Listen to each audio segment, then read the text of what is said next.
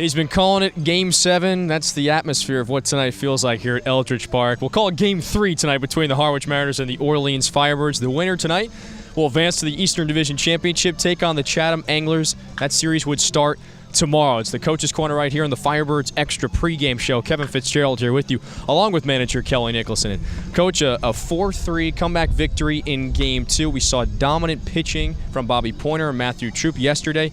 I want to start with Bobby Pointer.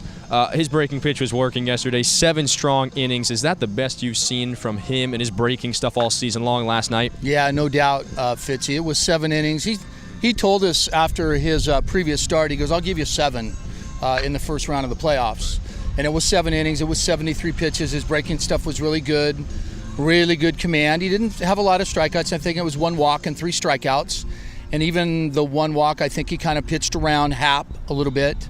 And yeah, it was a really, really good outing. I talked to him today during BP and told him that's why we keep you guys fresh and on low pitch count, so you can give us 7 when it really, really counts. So super proud of Bobby.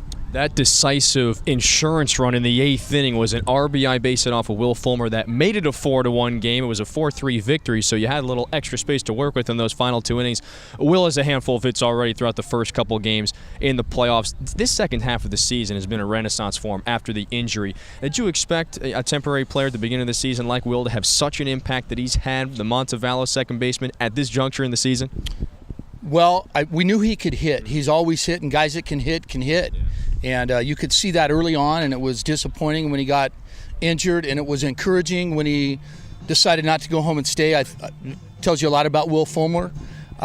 He stuck around for, 3 weeks or so and got that thing healthy. And, I was telling somebody today, I was telling their broadcast guys today, I think once we inserted him into the 2-hole, this team kind of started to roll. And once our lineup got solidified, it was we've been on a pretty good run. And he's playing a solid second base and doing a good job at the plate. I think he's your really prototypical 2-hitter, handles the bat well, bunts, and can hit and run and can show some power.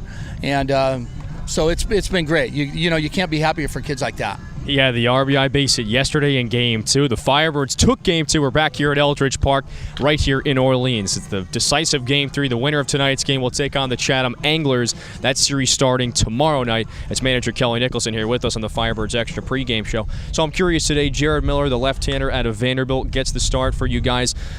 Bobby came out of yesterday's game, pitch count around 75, came out after 7 innings. If Jared's at that same juncture in the game tonight, right around that same pitch count, and cruising like Bobby was, does he remain in? Probably. We were going to give Bobby, and I asked Bobby before the game how many bullets he had in him. He said 90. He came out after the 7th inning, said he was getting a little tired. His stuff was wearing a little bit thin. We thought the breaking stuff wasn't as sharp. The ball was up. And he came in. I told him, hey, man, I really appreciate your honesty. And he said he was good. And we, give the ball to Troop, and on we went. So if Jared's cruising, we'll probably give him more than 75 tonight. It will all depend on him. They know their arms and bodies better than we do right now. Matthew Troop came in for a 6-out save. He recorded his 12th of the Cape League season.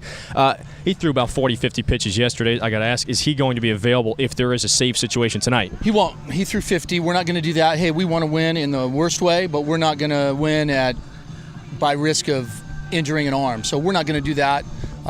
Troopers should be available tomorrow if we're fortunate enough to play at Chatham, so we'll see. We got plenty of arms in the bullpen.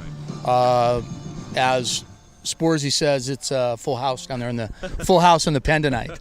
You've had a solid rotation and bullpen all throughout the season. No injury bug. And nothing like last season. It's his manager, Kelly Nicholson, here with us on the Firebirds Extra pregame show. You said before Game 2, if you forced a Game 3 here at Eldridge Park against the same Harwich Mariners squad, there's no way you guys are going to walk out of here with a loss. Why is the pressure on the Harwich Mariners, like you said a couple nights ago? Well, I think it was kind of on them yesterday to win that game because they didn't want to come back here, obviously. And so it's a Game 3. I talked to their assistant coach as they were walking to the ballpark today, and he goes, hey, who's going to win, man? I said, I don't know. That's why we're playing the game. I said, I hope the team that plays the best tonight wins. If we play better than them, then we deserve to advance. And if they play better than we do tonight, then they deserve to advance. So we're going to see who plays best tonight. I think we're going to have a terrific pitching matchup. It's Aaron Bummer, the all-star game start of this Cape League season. The left-hander also going up against the lefty Jared Miller for you guys as it's Game 3 here tonight, right here at Eldridge Park. First pitch is coming up at 7 o'clock. You're listening to manager Kelly Nicholson here on the Coach's Corner. We'll finish up on this note, Coach. Final Game 3 tonight, but there is some playoff baseball that will be played if you guys win tonight. You have a situation with your catchers. Riley Moore is injured. They might not be able to play the rest of this postseason. Colin Slabaugh is the only true catcher on the roster right now. What does happen with that if you do if you win tonight and head to the second round of these playoffs? What will you do with the catching situation? Well, I talked to UConn today. I talked to Coach Penders, and they have a guy that's available that could be up here. He lives in Pittsburgh. I'm going to give him the first opportunity to come up here since I spoke with him first. It would be a 10-hour drive, but he's willing to make that commitment. At least he said.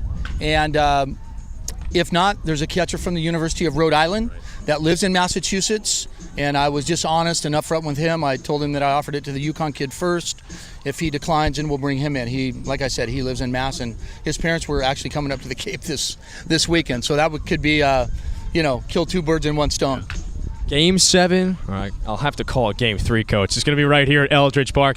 Manager Kelly Nicholson here with myself, Kevin Fitzgerald. First pitch is coming up at 7 o'clock between the Mariners and the Firebirds. Have fun tonight, the decisive Game 3. Thanks, Coach. You bet. Thank you, Fitzy.